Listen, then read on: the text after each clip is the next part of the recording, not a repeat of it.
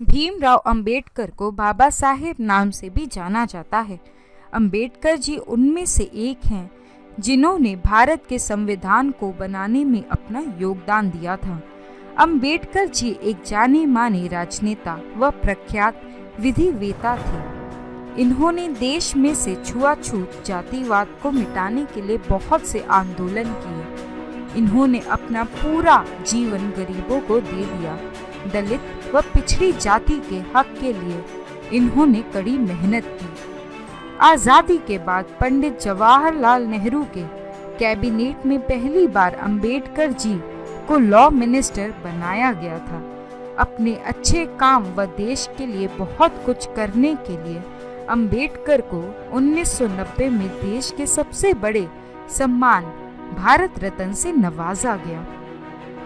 तो आइए दोस्तों, आज हम अपने चैनल दीपावली में आपको डॉक्टर भीमराव अंबेडकर जी का जीवन परिचय बताना चाहते हैं। सब्सक्राइब करिए दीपावली चैनल को और बेल आइकन को प्रेस कीजिए हमारी वीडियो सबसे पहले देखने के लिए।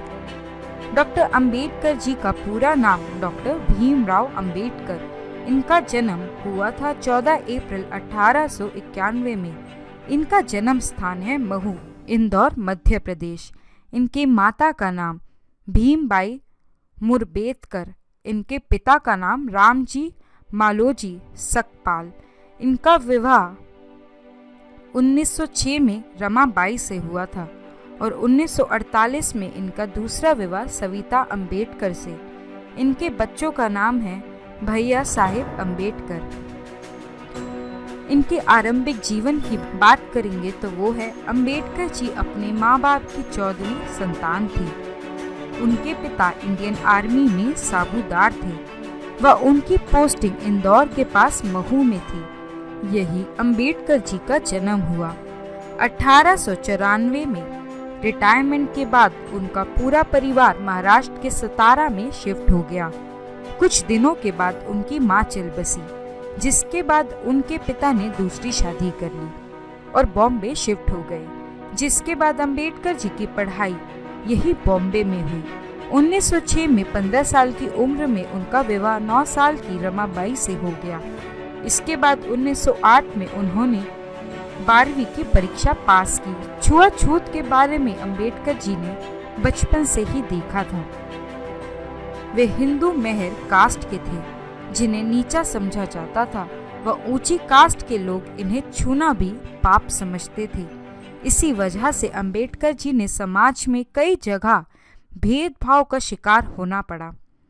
इस भेदभाव व निरादर का शिकार अंबेडकर जी को आर्मी स्कूल में भी होना पड़ा, जहां वे पढ़ा करते थे। उनकी कास्ट के बच्चों को क्लास के अंदर तक बिठाने नहीं दिया जाता था। टीचर तक उन पर ध्यान नहीं देते थे। यहाँ उनको पानी तक छूने नहीं दिया जाता था। स्कूल का चपरासी उनको ऊपर से डालकर पानी देता था। जिस दिन चपरासी नहीं आता था उस दिन उन लोगों को पानी तक नहीं मिलता था। स्कूल की पढ़ाई पूरी करने के बाद अंबेडकर जी को आगे की पढ़ाई के लिए बॉम्बे के एल्फिंस्टोन कॉलेज जाने का मौका मिला। पढ़ाई में वे बहुत अच्छे व तेज दिमाग के थे। उन्होंने सारे एग्जाम अच्छे से पास करे थे, इसलिए उन्हें बड़ौदा के गायकवाड़ के राजा सहायाजी से 25 रुपए की स्कॉलरशिप हर महीने मिलने लगी। उन्होंने राजनीति विज्ञान व अर्थशास्त्र में 1912 में ग्रेजुएशन पूरा किया। उन्होंने अपने स्कॉलरशिप के पैसे को आगे की पढ़ाई में लगाने की सोची और आगे की पढ़ाई के लिए अमेरिका चले गए। अमेरिका से लौटने के बाद बड़ौदा के राजा ने उन्हें अपने राज्य में रक्षा मंत्री बना दिया, परंतु यहाँ भी छुआछूत की बीमारी ने उनका पीछा नहीं छोड़ा।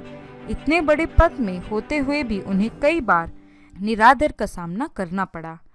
बॉम्बे गवर्नर की मदद से वे बॉम्बे के syndrome college of commerce and economics में राजनीतिक अर्थशास्त्र के प्रोफेसर बन गए।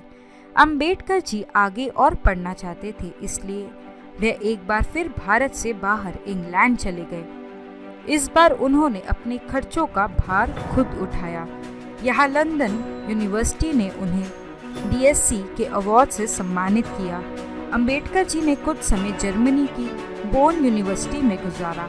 यहाँ उन्होंने इकोनॉमिक्स में अधिक अध्ययन किया। 8 जून 1927 को कोलंबिया यूनिवर्सिटी में उन्हें डॉक्टरेट की बड़ी उपाधि से सम्मानित किया गया। अंबेडकर जी की पत्नी रमाबाई की लंबी बीमारी के चलते 1935 में उनकी मृत्यु हो गई थी। 1940 में भारतीय संविधान का ड्राफ्ट पूरा करने के बाद उन्हें बहुत सी बीमारियों ने घेर लिया। उन्हें रात को नींद नहीं आती थी, पैरों में दर्द व डायबिटीज भी बढ़ गई थी, जिस वजह से उन्हें इंसुलिन लेना पड़ता था। इलाज के लिए वे बॉम्बे गए, जहां उनकी मुलाकात एक ब्राह्मण डॉक्टर शारदा कबीर से हुई। डॉक्टर के रूप में उन्हें एक नया जीवन साथी मिल गया। उन्होंने दूसरी शादी 15 अप्रैल 1948 को दिल्ली में की। अब इनके दलित मूवमेंट के बारे में बताने जा रही हूँ। भारत लौटने के बाद अंबेडकर जी ने छुआछूत व जातिवाद, जो किसी बीमारी से कम नहीं थी, वे देश के कई हिस्सों में तोड़ रही थी और जिसे देश से निकालना बहुत जरूरी हो गया था। इसके खिलाफ अंबेडकर जी ने मोर्चे छेड़ दिए। अंबेडकर जी ने कहा, नीची जाति व जनजाति एवं दलित के लिए देश में अलग से एक चुनाव प्रणाली होनी चाहिए।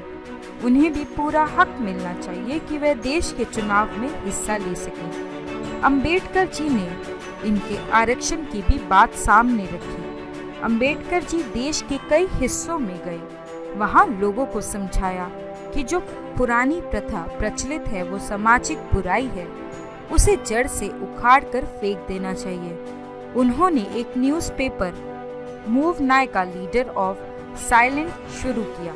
एक बार एक रैली में उनके भाषण को सुनने के बाद कोल्हापुर के शासक शाहूकार ने अपने पद से इस्तीफा दे दिया। इस बात का पूरे देश में बहुत हल्ला रहा। इस बात ने देश की राजनीति को एक नई दिशा दे दी थी। डॉक्टर भीमराव अंबेडकर राजनीतिक सफर कुछ इस प्रकार से है। 1936 में अंबेडकर जी ने स्वतंत्र मजदूर पार्टी का गठन किया। 1937 के केंद्रीय विधानसभा चुनाव में उनकी पार्टी को 15 सीट की जीत मिली। अंबेडकर जी अपनी इस पार्टी को all India schedule caste party में बदल दिया। इस पार्टी के साथ वह 1946 में संविधान सभा के चुनाव में खड़े हुए, लेकिन उनकी इस पार्टी का चुनाव में बहुत ही खराब प्रदर्शन रहा। कांग्रेस व महात्मा गांधी ने अछूतों लोगों को हरिजन नाम दिया, जिससे सब लोग उन्हें हरिजन ही बोलने लगे। लेकिन अंबेडकर जी को ये बिल्कुल पसंद नहीं आया और उन्होंने उस बात का विरोध किया। उनका कहना था, अछूते लोग भी हमारे समाज का एक हिस्सा है, वे भी बाकी लोगों की तरह नॉर्मल इंसान हैं। अब आपको संविधान के गठन के बारे में बताती हूँ। अंबेडकर जी को रक्षा सलाहकार कमेटी में रखा गया व वाइसराय एग्जीक्यूटिव काउंसिल में उन्हें लेबर का मंत्री बनाया गया। वे आजाद भारत के पहले लॉ मंत्री बने। दलित होने के बावजूद उनका मंत्री बनना उनके लिए एक बहुत बड़ी उपाधि थी। भीमराव अंबेडकर जी को संविधान गठन कमेटी का चेयरमैन बनाया गया। उनको स्कॉलर व प्रख्यात विधिवेत्ता भी कहा गया। अंबेडकर जी ने देश की भिन्न भिन्न जातियों को एक दूसरे से जोड़ने के लिए एक पुलिया का काम किया। वे सबके समान अधिकार की बात पर जोर देते थे। अंबेडकर जी के अनुसार अगर देश की अलग अलग जाति एक दूसरे से अपनी लड़ाई खत्म नहीं करेगी तो देश एकजुट कभी नहीं हो सकता। बौद्ध धर्म में रूपांतरण। 1950 में अंबेडकर जी एक बौद्धिक सम्मेलन को अटेंड करने श्रीलंका गए। वहां जाकर उनका जीवन बदल गया। वे बौद्ध धर्म से अत्यधिक प्रभावित हुए और उन्होंने धर्म रूपांतरण की ठान ली। श्रीलंका से भारत लौटने के बाद उन्होंने बौद्ध व उनके धर्म के बारे में बुक लिखी व अपने आप को इस धर्म में बदल लिया।